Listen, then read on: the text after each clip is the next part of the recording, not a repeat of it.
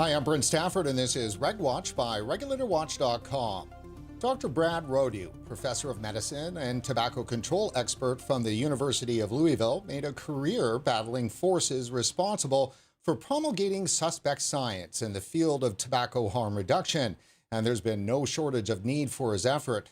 Regulators, public health agencies, and colleagues in academia relentlessly use skewed science and cooked statistics in an effort to delegitimize safer alternatives to smoking.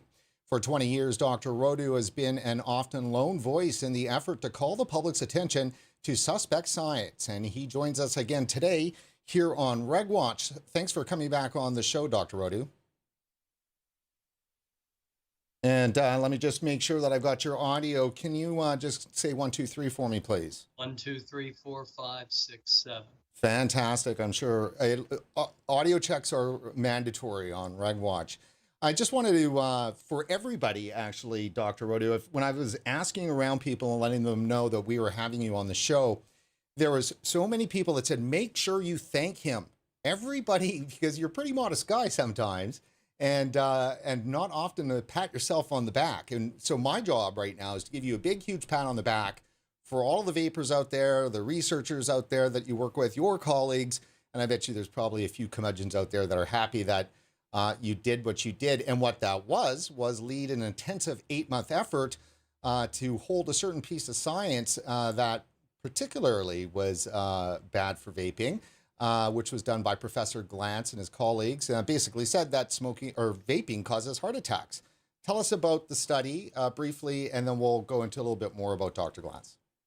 Well, the study was published in the Journal of the American Heart Association in June of last year.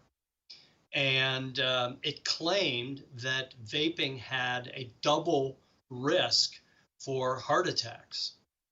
And we have access to the same data. And so we investigated it and found some very frightening results. And what were those?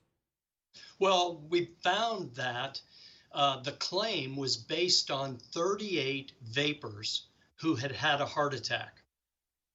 What we found was that of that 38, the majority had had the heart attack years before they picked up an e-cigarette.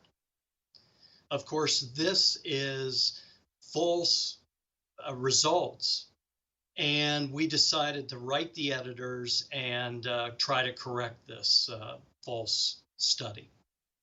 Yeah, so, I mean, the overall thing, I mean, to put the point on exactly what happened here is that people in the study that apparently were having heart attacks that were being connected to vaping, they were smokers long before they were ever vapors, and that was never taken into account. Pretty simple, right?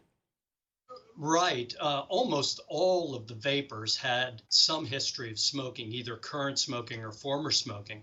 As one Twitter commenter put it, vaping must be so dangerous that it can cause a heart attack years before you pick up an e-cigarette. That's a bit cheeky. I can definitely say that.